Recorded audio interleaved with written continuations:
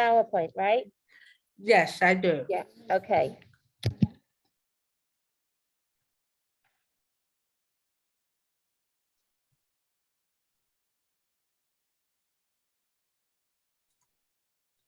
Can everyone see it? Yes. Are you going to switch the slides or am I going to?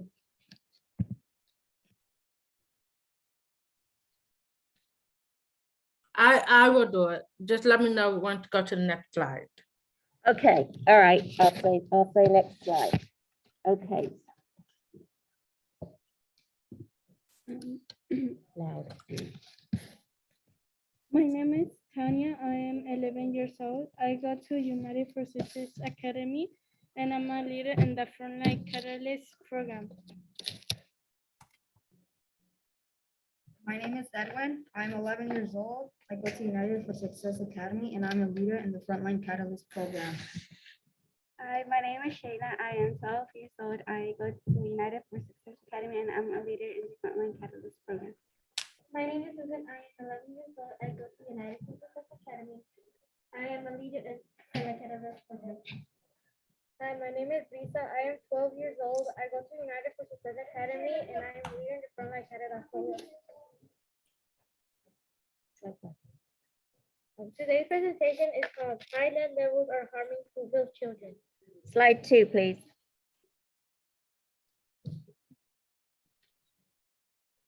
In our climate justice leadership program, the 6th grade elective class and the after-school program have been learning about the environmental injustice of soil pollution and how it affects families. Many areas of Fruitvale have high levels of lead contaminated soil due to the use of lead paint prior to its ban in 1978. The old and flaking paint ends up in our soil. Lead is very dangerous for children aged 6 and under, and so we decided to collect our own samples to see how bad it really is in the Fruitvale district. We partnered with eBay's, the East Bay Academy of Young Scientists, and Peralta Park. Our community science project was conducted in November and December of 2021. Next slide. In California, soil with a lead contamination rate of 80 parts per million is considered safe. We found levels much higher. We collect soil samples from 3 locations: United for Success Academies, Peralta Park, and home of more than 10 youth and state students. Next slide. The protocols that we followed were provided by eBay. We wore gloves and collected samples using a trowel. Each sample was placed directly into a small bag labeled with the student's name, location, number, and area description. Each sample was recorded into a database. The soil samples were analyzed in the 6th grade elective class and the after-school program by using a device which x-rays the soil and provides a rating of each sample. Next slide. We chose 23 spots at United for Success Academy with 4 questions.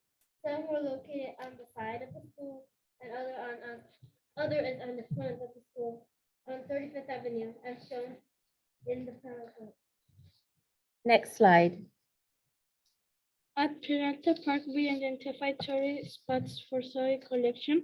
They were collected through the park and included areas around the museum as shown on the PowerPoint. Finally, 10 students from the Next part. Next slide. Finally, 10 students from the 6th grade elective class chose to test soil samples surrounding their home. They each collect 3 samples from different areas. 3 of the students were filmed by a camera crew working on a documentary about open lead problem. Next slide. At United for Success Academy, we identified 12 areas of high lead contamination. They are all located at the front of the school close to the 5th Avenue. The highest level we identified was 997 parts per million, which is 917 parts per million above California's safe limit. It is at the front of the school where parents with young children sometimes wait for years to say students at the end of school. We believe the contamination comes from all lead paint on the school building, as well as air pollution from the traffic on 35th Avenue before the liquor serving was banned. Next slide. At Paralletus Park, we found 6 locations with level above 8 parts per million. the highest being 800 parts per million. The contamination soil was identified around the museum building. We believe it is the result of old lead paint. There's on a the part ground. behind me. Next slide. In the community, we collected 20 soil samples. 15 of them were higher than 80 ppm parts per million. All 3 of the soil samples I collected from my home were high 184, 360, and 728.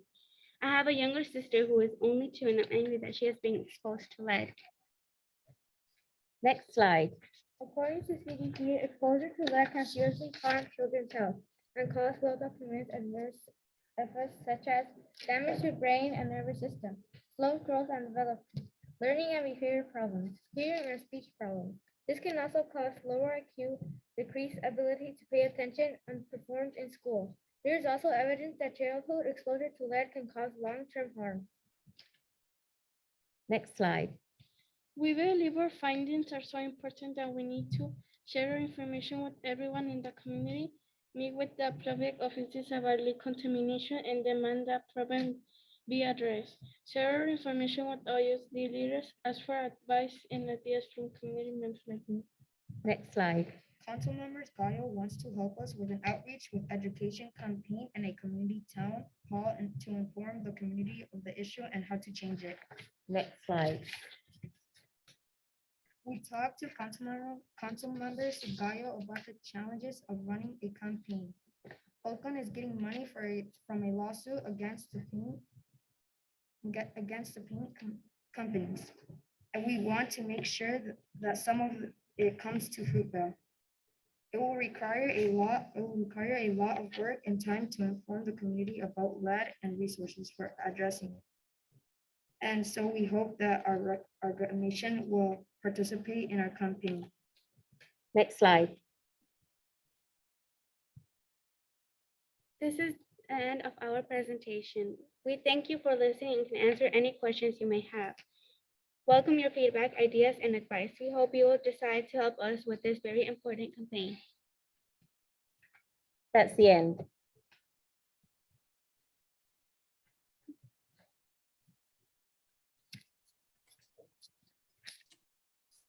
Any comments, questions? Excellent presentation.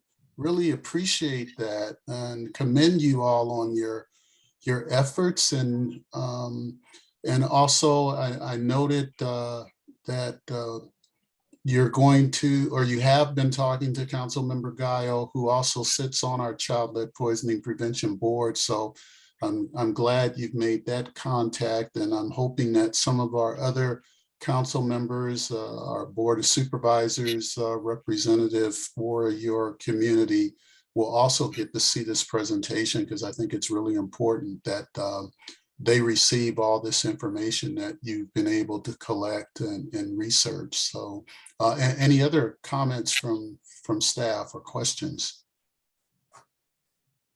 What are the challenges that you are having in reaching families in the Fruitvale district? I think Sony had a question. Sony? Yeah, first of all, I just want to say that is such an excellent presentation. My daughter is 11 and I'm super impressed. I actually go out into the community and make presentations almost exactly like what you guys did today. So believe me when I say that was amazing. The information you provided was really eye-opening. And so the question that I have for you guys live in the Fruitvale, and you know that we got that Oakland has some money coming to help with lead and some resources for the community. And you said that you want some of that money to go to the Fruitvale. What is it that you would like to see happen since you've learned about lead, since you know that there's lead there? What do you guys think would be helpful for your families, for your neighbors, for your community? What do you want to see the money being spent towards to help you guys out with the lead program or with a lead problem?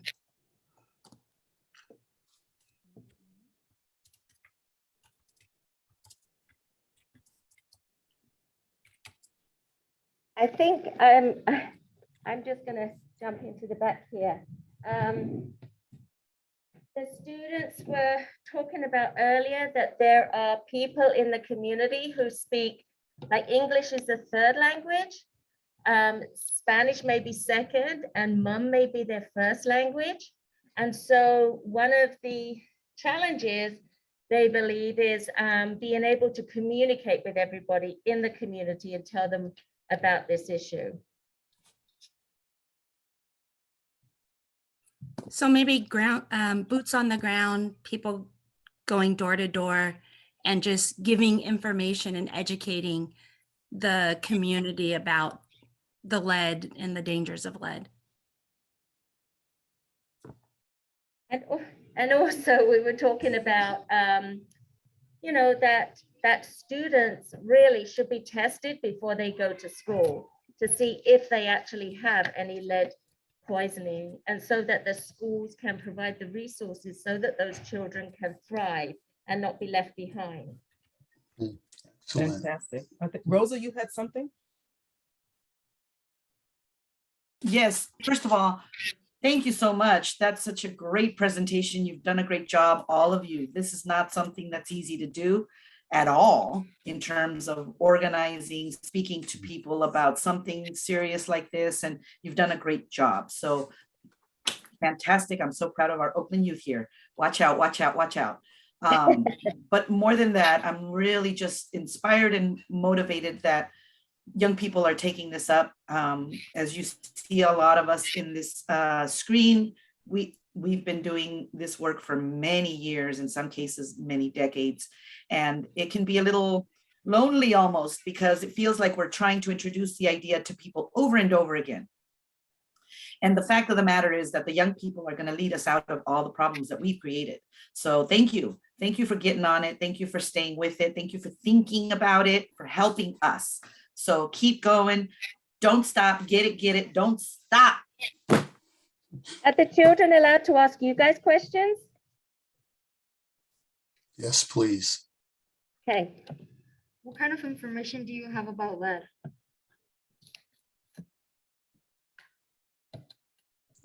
Come on, education. Can we talk? Can we talk? Yeah. No, I mean, you know, I'll jump in only because I'm constantly having to explain lead hazards to projects that we take on to remediate lead hazards, presentations, I do trainings. So I talk about lead all the time. And there's so many fascinating facts, which if you think about lead, it's something that's so dense and boring and blah, but there's so many fascinating things, not only about where it comes from, which is a fascinating journey there, but also what people have done with it throughout history. There's so many fascinating applications. And I mean, I think that the hieroglyphs are, you know, a gift to us that lead helped preserve. So there's a lot of complicated history with lead that, you know, and that's why we have it all over now. So the key is now to figure out how to fix that.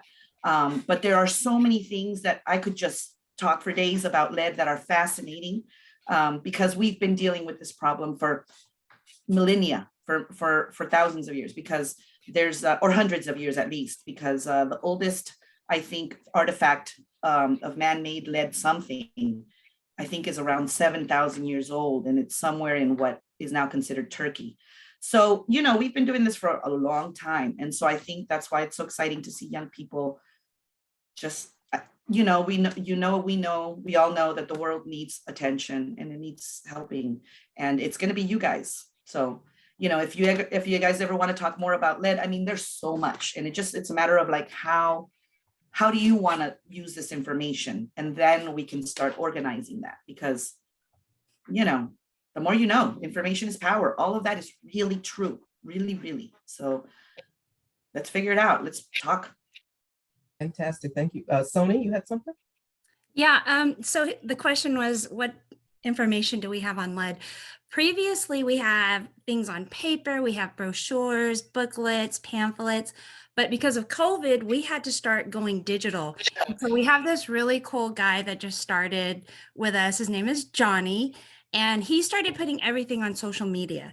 And so what we're trying to do now is really have a big web presence, do some really cool things on Facebook and Instagram. And, you know, we're thinking about maybe doing something on TikTok, because what you were saying earlier, that there's some communication issues, especially with certain communities.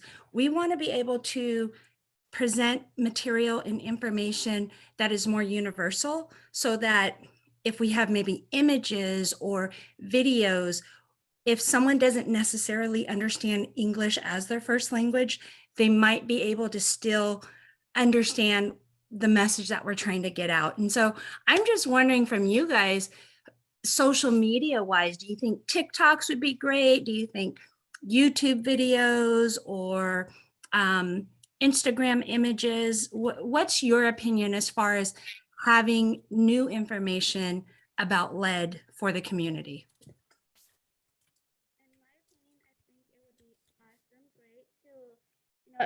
Inform our community, not just like in Oakland, but also out of Oakland, and to inform them about lead and how it affects children. The people or kids that are most important are children, because they're our future. And I think social media will help a lot if we make we make things in social media like Instagram, TikTok, Snapchat, or any social media that there is. And many kids also have that, and I think that it would be helpful if they also see it and they tell their parents, and then their parents would know more about it. Let's see, I see in the chat box here, consider finding methods and partnerships that can support Frontline Catalysts to continue doing this important work. One of the things that I believe you are in the midst of partnering with my friend Alex Bledsoe, the documentary filmmaker, is that correct? Because I know she mentioned you in my last conversation with her. So you guys are working with Alex? Yes, he filmed us, because they were working on an organization about lead too, and so they filmed us to get information from our homes and see if our homes are also affected. Amazing, because I see that as a real tremendous way of getting the word out, not only about lead, but about all of you and the work you're doing, because this is fantastic work that you've done. And I'm sure it's going to inspire other students to do the same, especially when they see the documentary, but maybe even before Alex puts out that documentary film called Oak Lead. Maybe we can do some things as far as partnering with some of our media contacts to maybe get you on radio or TV. Because again, like I said, it's not just the fact that you guys have done some outstanding research and analytical work, which is very impressive, but also I just see you all as role models, and you could be inspirational to other young people in terms of addressing this cause. So we'll work on that on this end, and we'll definitely be staying in touch with you. What are the challenges that you are having in reaching families in the Fruitvale district?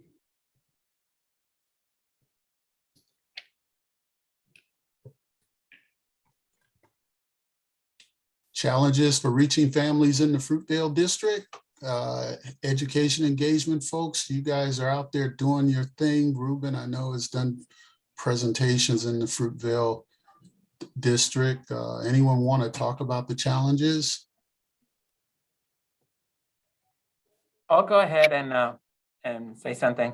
Yeah, I made a presentation to the Fruitvale community about 6 years ago now, when there was a high level of, when some of the data showed that there was a high level of lead in certain families, children. And I think one of the challenges, besides the language, is that some families find it hard to understand that lead is a problem. I think some people hear about other diseases and other disease prevention, but when it comes to lead, I have to work twice as hard to sort of convince people that this is important, especially since their children don't show any conditions or any symptoms. It's easy for families to say, you know what, I don't see it. I don't understand that this is a problem. And so I think that's one of the biggest challenges helping people understand that we need to take action now to help prevent kids. What organizations are you working with the community?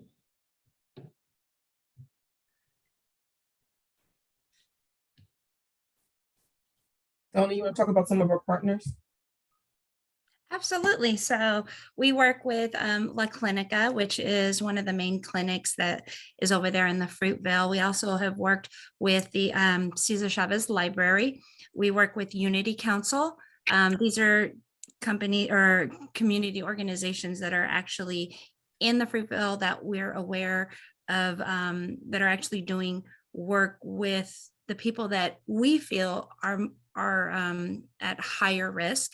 And then also in the San Antonio district, we work with different health clinics over there, the San Antonio Health Clinic, as well as Head Starts. So some of the schools, they have Head Starts or early Head Starts, and those are really for preschool age kids, because like you were saying before, it's really important to get them tested. The kids that are in Head Start, they actually have to have a lead test, to be a part of that program. And that's a really good thing, because we're trying to catch them as early as possible before they turn 6 years old, because while they're still young, their brains are growing and developing. And so those are some of the most critical ages when it comes to lead exposure and lead poisoning. Some of the things that we'd like to start doing is maybe communicating and getting in touch with some businesses. That's something that we haven't done a lot. It's really just community-based organizations. But if we can get together with businesses that are that have a big impact in the community, I think that would spread our reach a lot further. It would get us out there and give us more visibility. Yeah, we've talked many times about, wouldn't it be great if we could get some of the athletes from the Oakland A's or the Golden State Warriors to, do some public service announcements talking about the dangers of lead. I appreciate your presentation. You talked about Oakland Unified School District and getting them to get on board with testing. It's something that we've talked about for a number of years, because there are some school districts that do require that children be blood lead tested before they enter kindergarten and first grade, in order to find out if there's any damage that has been done as a result of lead poisoning. In terms of Oakland Unified School District, I know there's been a lot of discussion about the schools that are being closed. And one of the things that they said is part of it is because of their budget. They don't have enough money to keep schools open. But they also, in the same breath, they say that one of the reasons why they don't have enough money is because they have to spend a lot of money on special education classes, that they have more special ed classes than any other school district in the county. And yet they don't seem to be able to connect the dots in terms of, well, maybe you have a lot of kids in special ed because they've been lead poisoned. That's what happened in Rochester, New York, where the special education teacher discovered that many of his students were lead poisoned. And as a result, he brought it to the public, and it took a number of years, but eventually they were able to get a lead poisoning prevention program that included inspecting houses for lead in order to keep the children from being lead poisoned. So I encourage you, in terms of your strategy, to advocate within the Oakland Unified School District for them to do more in the way of blood lead testing of children. I encourage you to keep that up, and on our end, we'll also be advocating for that. You speak mom, because there is a large community of mom speakers in Fruitvale.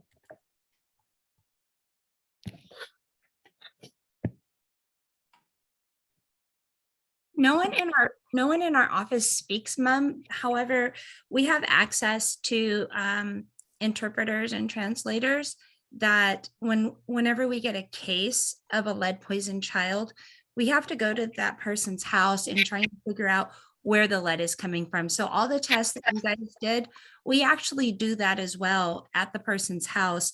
And we'll usually bring somebody that speaks mum with us. So that way we can communicate, because our goal, of course, is to make sure that they completely understand, what's going on, what's happening to their children, what they can do to help their child get better. But, if we don't have someone that speaks a certain language in our office, we can usually get an interpreter or a person to come with us pretty much for any language that there is. I don't think there's been too many languages that we haven't been able to get, but it's really important that we have someone that can speak their language that's with us, because that's the main way, that's pretty much the only way someone's going to understand. And then if I could also add, I speak Spanish and I've been given presentations in Spanish. And I know that some of the mom speakers understand a little bit of Spanish. So I'm sometimes able to communicate with them that way. My kids, they're half Guatemalan, so their relatives speak mom. And I know a tiny bit, but most of the time I'm not able to, my pronunciation is not the best. Let's just put it that way. And so my relatives are not, so make fun of the way I speak mom. But then in Spanish, I do talk to them in Spanish, and most of the time we're able to converse that way.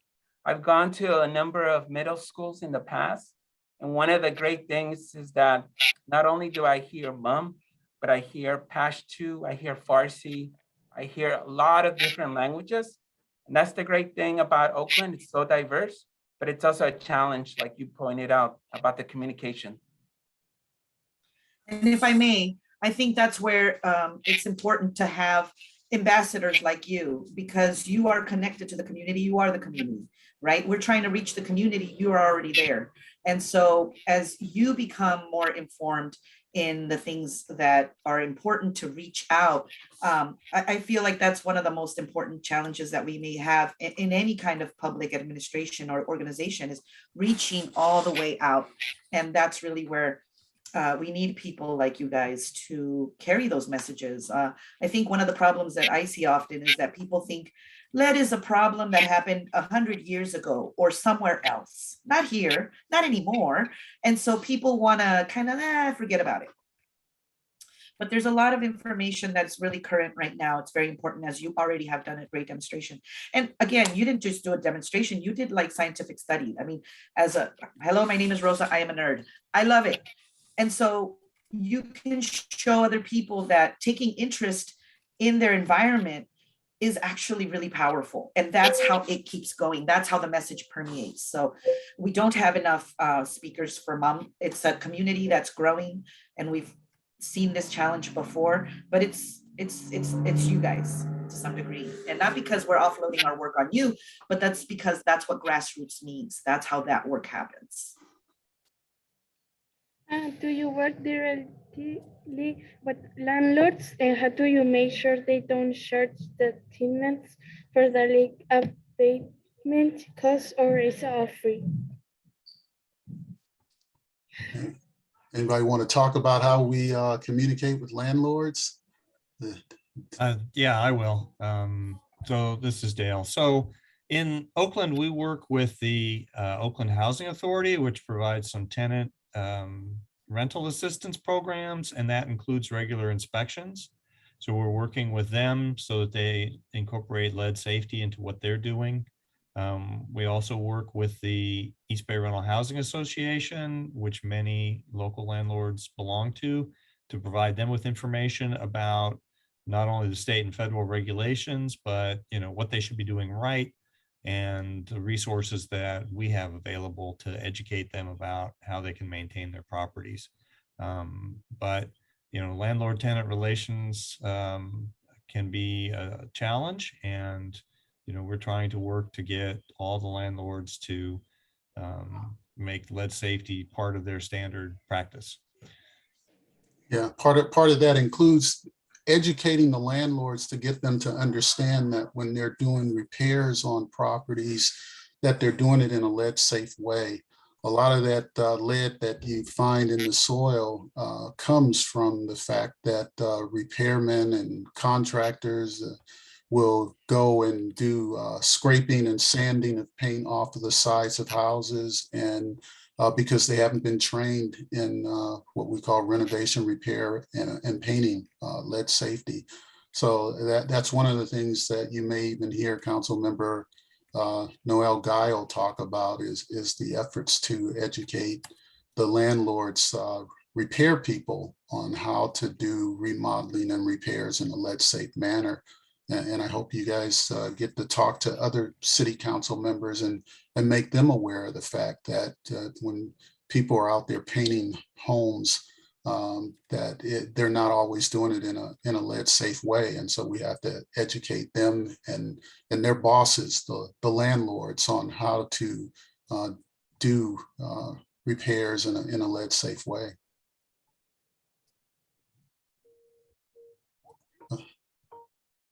Anyone else want to comment on that? Or David, as our code enforcement person who goes out a lot of times to complaints about contractors who are creating lead hazards, you got anything to say? Yeah, I think it's going to be amazing now that the young people have a little bit of knowledge on where lead comes from. Now, when you're walking through your community, I bet you're going to see a lot of people working on homes without proper containment, without proper protection, not wearing masks. So basically what happens is as you become more educated on what you're looking for, when you're walking through your communities, you're going to see more and more issues or more properties that have paint in poor condition. And as a result, it's going to heighten your awareness, and hopefully you can educate the little ones, people who are younger than yourselves, on how to stay away from those contaminated sources. Because often, you know, younger folk, people who don't have the education that you have now, are not aware of how easily it is to get lead into their system and onto their hands and into their bodies. Larry's correct in saying that we've been having this uphill battle for a number of years when it comes to rental property owners, with them hiring, you know, certified folk to do renovation work. And then we have a lot of people who actually do the work themselves.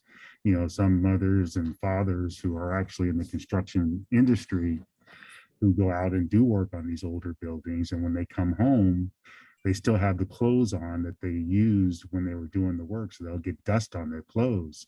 And then when they come home to the house, there's a transfer of dust from the clothing that they're wearing when doing the work into the home. So it's important for, you know, dads and moms to, if they are in the construction industry, to remove their shoes at the door, to take off their work clothes and wash them separately from the rest of the family's clothes, because there's that little bit of dust that can transfer from them working. They bring it home, and then the little one gets dust on their hands, and then through hand-to-mouth behavior, it gets into their system. So the cool thing is that, you know, now that you guys have this knowledge, you know, you can bring it to your mom's attention, and maybe she can get your dad's, or vice versa, to kind of not bring dust into the house that contains lead.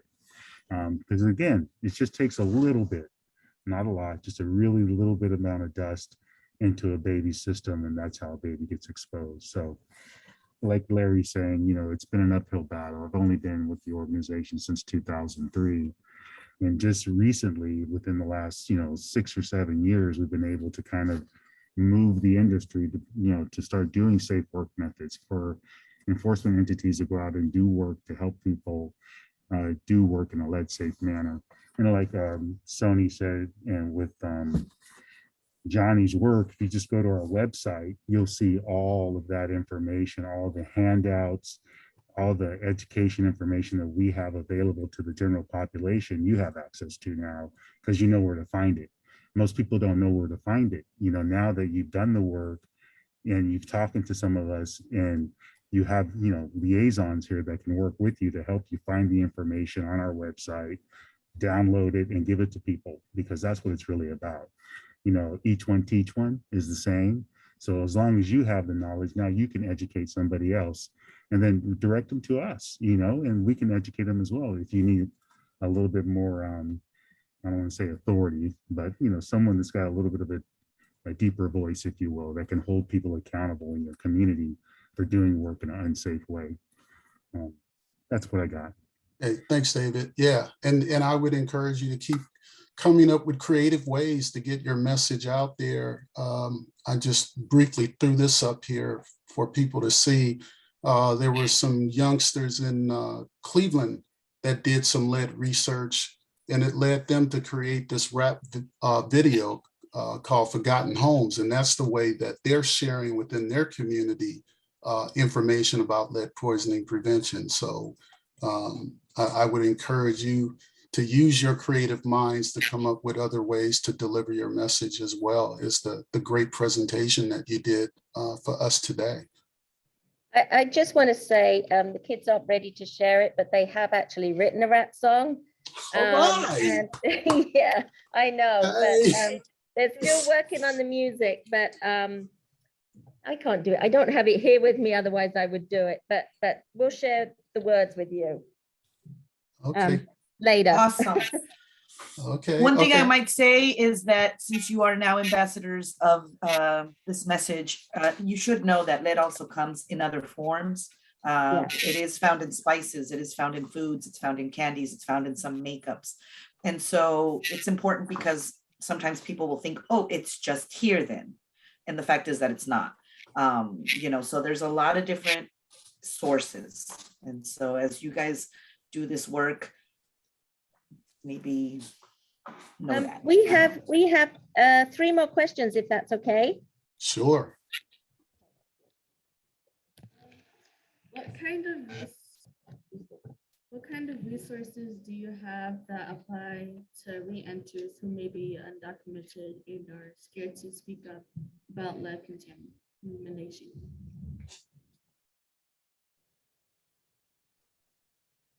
Who wants to take that one on?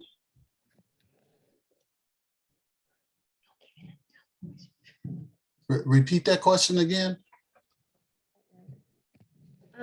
What kind of resources do you have that apply to renters who may be undocumented and are scared to speak up about lead contamination? Oh, good question. Excellent question. One of our biggest challenges is trying to help tenants overcome that fear of talking to us because of their undocumented status. And that's something that we are always protective of. And it's one of the reasons why Councilmember Gallo and I have been working together to promote what's called a proactive rental inspection program, because we don't want tenants to have to complain about conditions, including peeling paint in their units.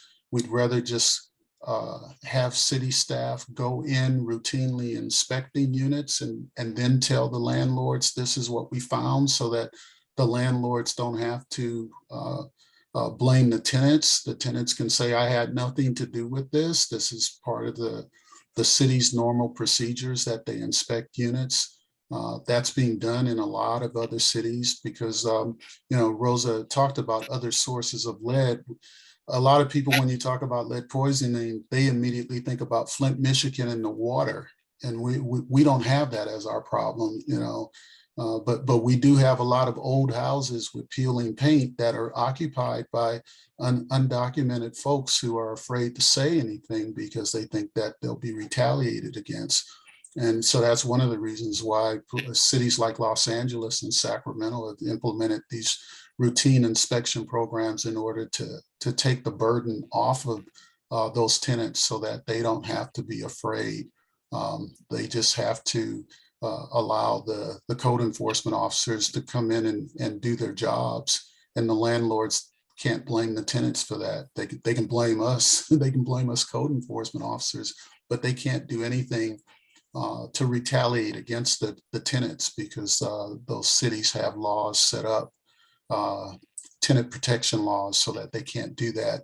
Oakland has established some laws, but Councilmember Gallo and I are working on some other strategies to increase those protections with the thought in mind of protecting our undocumented people. So thank you for that question. That was a good one. Thank you.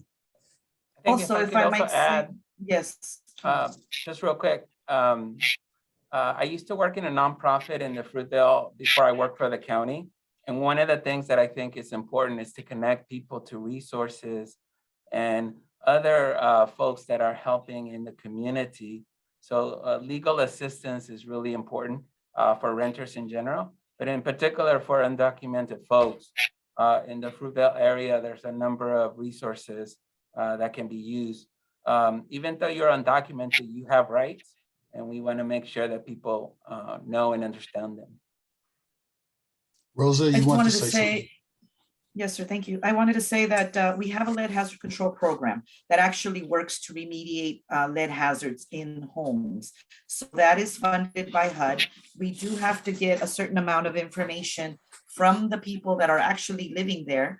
I think that our intake, but also our project managers, which are the people that work with the folks that are living there, I think it's very important for us to create a safe space. And that's basically let the people that we're working with know we have no interest in their immigration status. We don't collect it. We don't show it to anybody. We don't share that information. We're not going to say, yo, agency over there, by the way, none of that. And I think it's very important to develop a sense of trust with the community. And that happens with clear communication and clear objectives. Look, we're here to fix the lead. We just want the kids to not be poisoned. Let's do that. I am an immigrant myself, and it's no big secret, but I spent some time with, undocumented status. And so for me, that's very personal, but it's also a fear that I can relate to. And I think it's important to relate that to the people that I'm working with. I'm here for you. I'm working for your kids, actually, not even you, your kids, to be clear. And so I think that knowing how to work with the community, with the public, it's very critical, because your programs can be very well intended, but if everybody's scared to show up, then you don't have much. And I think that the first rule of social work, even though we're public servants, is to meet people where they're at. Right. And so reach them where they're at and make that a safe space to work with us. I know that sounds kind of like not easy to put in hard terms. Well, this is what we have and this is how we do it. But that is what we have and that is how we do it, because it is important to engage the community and create that safe space. What do you see as the advantage of young leading an outreach and education campaign around this issue? Okay, I heard education and outreach, and we have an education engagement team. Would any folks from the team want to expound upon that? You could repeat that question one more time for me. What do you see as the advantages of young leading an outreach and education campaign around this issue? Okay. The advantages. Advantages of youth leading this campaign. Yeah, hey, this is Johnny. I'm one of the newer people on the education engagement team, kind of on the digital side. I think an advantage that we really see, especially in a project like this with y'all stepping up, and doing this research and then presenting it, your peers that are closer to your age, people in your community, they're going to hear that message a little differently, and it's going to connect with them a little better than a message that we would put out. So one thing we try to do is we try to encourage and try to build these partnerships, whether it's with an organization or whether it's with a classroom of students who are doing good work out there. So that's really the big advantage. Whatever message, whatever information y'all have, and whatever information you share with your peers, people in your class, people at your school, people in your neighborhood, family members, they're going to be more open to hearing that message. So it's going to have a greater percentage of landing and sticking with them than a message that's coming from somebody who they don't know, somebody who they it's not we're not in that class with y'all, we're not, some of us may be in the neighborhood with you, but it's going to land a little differently because they know you. So I would say that's really the big advantage of whenever it's coming from a peer, it just lands better. So that's why I'm really happy to see this project that y'all worked on. I'm excited about the rap song that y'all are putting together. because all that stuff is going to land incredibly well with your peers. And that's really what our goal is to get information out there that lands well with peers, so that, you know, eventually you're helping that to spread that word, you know, each one teach one, you know, like what was mentioned earlier by David. So I think this is really good work, and that's really the top advantage. Yeah, I see, Johnny, you did put the link in the chat box for our pages that you do such a great job on, as well as your posts for us on social media, Instagram and Facebook and so forth. So that link is there in the chat box. I also put the link in for the Forgotten Homes rap video. If y'all want to sample something, I'm sure they won't mind. The next question. We are going to be holding a town hall at our school in April. Can you plan on coming and sharing resources with us? Oh, how about that? April, I see her light up. She lit up when you said that. No, for sure. Thank you so much for that invitation. I was, as you know, I was listening to you guys' presentation and all the conversations here. I see an ongoing partnership in the works, E&E team, correct? You know, in terms of, because we were talking earlier about, like, you know, TikTok and whatever, and, you know, I'm not afraid to say some of us are a little older and don't even know how TikTok works, but we recognize that you all do. And so we see an ongoing partnership, certainly working with you from the vantage point of where you see, like Johnny was saying, you know, where it lands better, where we can help provide resources. We can help you do some stuff. Maybe we can help film it for you because we got some fancy equipment, right, Johnny? All kinds of things. So yeah, there's a future partnership ongoing with you guys. I see that happening for sure. For sure. Thank you for your time. Okay, thank you. Thank you. Thank you, everyone. And we will be in touch. The students will be in touch. Okay, look forward to it. Thank you so much. That was fantastic. Thank you. Thank you. All right. Bye. Bye-bye. Thank you. Bye.